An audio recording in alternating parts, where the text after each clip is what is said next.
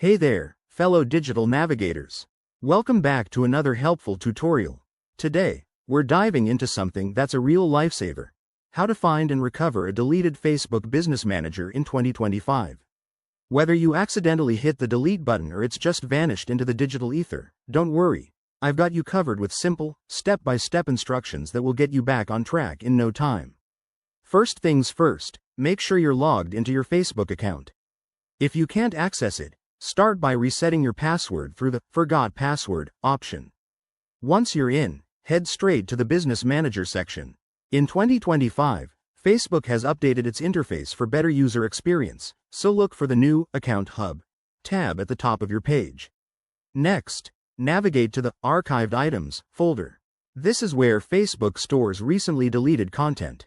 Click on it and search for your business manager using the search bar. Type in the name or ID you remember.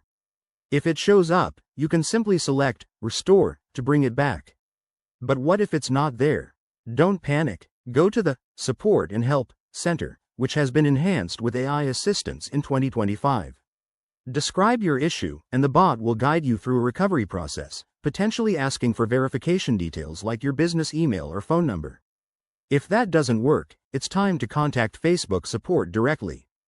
Use the Report a Problem feature and provide as much detail as possible, including when you think it was deleted and any linked accounts.